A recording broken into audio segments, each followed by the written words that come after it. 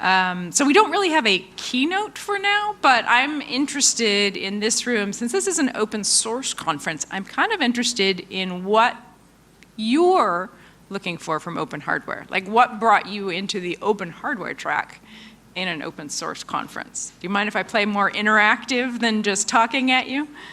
I know you, Marno, so. Yeah, well, I was interested in open hardware because low risk does open hardware. We try to enable it as much as possible. Yeah, I wish there were more nonprofits like Low Risk doing open hardware, like for real.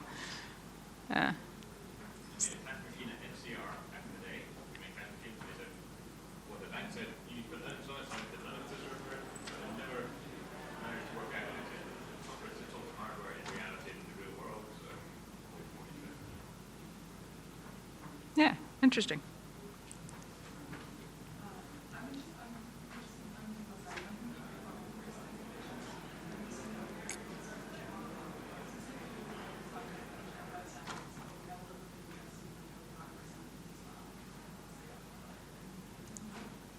Yeah. So you'll probably find the talks around 4:30 interesting. So we're going to have a talk about Cherry Alliance then, which is like a UK collaborative effort around open hardware, specifically around RISC-V enablement with some open implementations. Yeah. Looking at what we mean by open and how we apply it to code and data and hardware and different concepts. Yeah, that's what the next talk would have been if he was. Yeah. But you might also find Michael Weinberg's talk interesting. So that's coming up at, looks like it's now scheduled for 12:30. I know everybody's going to be a bit scrambled. Talking about certifying open hardware, which has been one of the really long-running efforts in open hardware. People don't realize that open hardware has been around as long as open source software. It's always been kind of problematic because manufacturing it is so much more complicated, right? Like with software, it's fairly straightforward. Once you finish your source code, you compile it, or if it's in Perl or Python or something like that, it's just interpreted, it's fine, you just release it on. I mean, it's gotten easier over the years now that we have like Git and other sorts of very open source code repositories. It used to be much harder. Like Debian back in the day had to create its own complete software distribution system from scratch because it didn't really exist at that point. It's a lot easier now. But hardware, the difficult thing about hardware is you can release the specifications. You can even release the source code, like a hardware description language. That hardware description language, it's gotten easier because now you can compile it down to an FPGA and test it out, but that doesn't really get you real world performance for the silicon. So for silicon, you need a company that can actually take your hardware description language and manufacture the silicon. And that is very expensive and involves proprietary tools. There's no open way to do it. At the boards level, which is another definition of open hardware, and actually if you see open hardware certification, it tends to be more at the board level than the chip level. They're both open hardware of a sort, but they're sort of just different levels of the stack. I mean, kind of like in software, you have apps, you have OS, you have kernel, they're sort of different levels of the stack.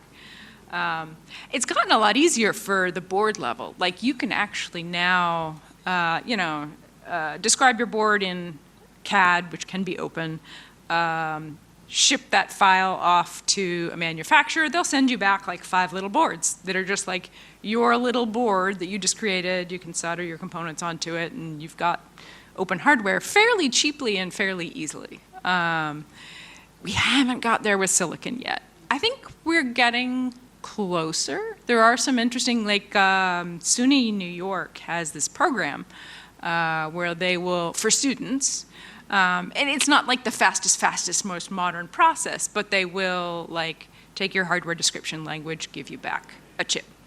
In very low quantities. It is pretty expensive and heavily subsidized.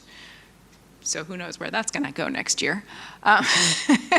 Google has also been involved in some programs to help people. You submit your chip description. I mean, the way they do it is they split up like a silicon die can take a bunch of different pieces. So they'll split it up. They'll split up one die into a few chips for one group, a few chips for another group, a few chips for another group. But that also, that ran for a while, like quarterly, but that has kind of disappeared now. So we're in a funny space for open hardware in the sense that on one hand, it is every bit as mature as open source software. And it has the potential to be every bit as revolutionary in the market, but we have these just real practical hurdles that kind of get in the way of delivering on that promise.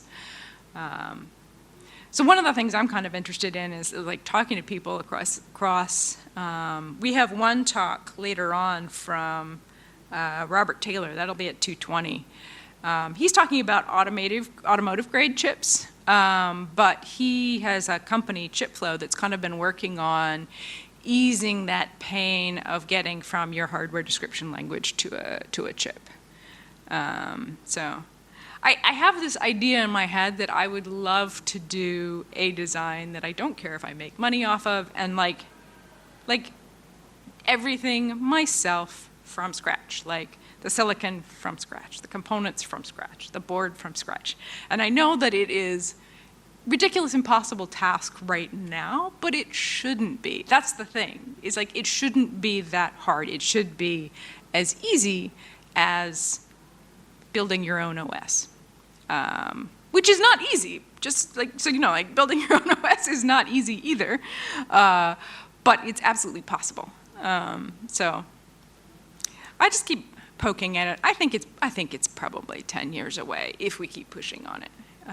But the best we can do for now is just keep persisting, keep poking on the bits and pieces, and kind of accepting that the more open it can be, the better. So every little step we get of getting hardware a little more open is an advantage, in the same way that it is for software, right? It's good for security because we can introspect and see what it's actually doing. It's good for innovation because more people are more able to improve on it. It's good for competition. It's good for avoiding monopolies. Monopolies drive up prices, they drive down quality. Some of the biggest security flaws that we have today in hardware are because Intel is too stubborn to bother fixing them.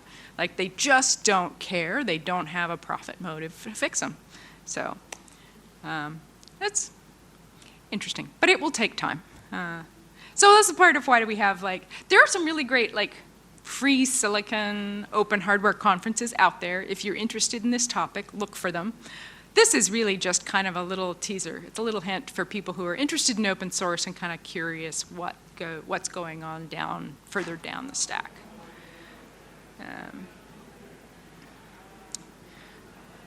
All right. And with that, I think we have a 5-minute break, and then we have the AI talk. If we have Ash Vardanian? Nope, not yet. Okay. The talks that you might, we have a pretty good program coming up today. So Michael Weinberg at 12:30 is going to be talking about certifying open hardware.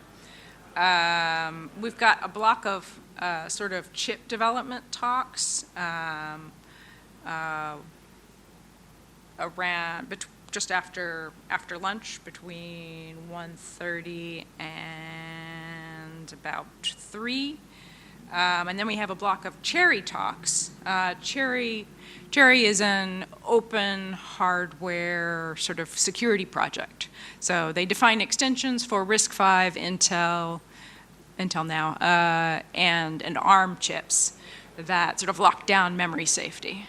So there's a block of talks about that between 4:30 and the end of the day. So that's a really interesting one if you're interested in open silicon. Call that done. Thank you.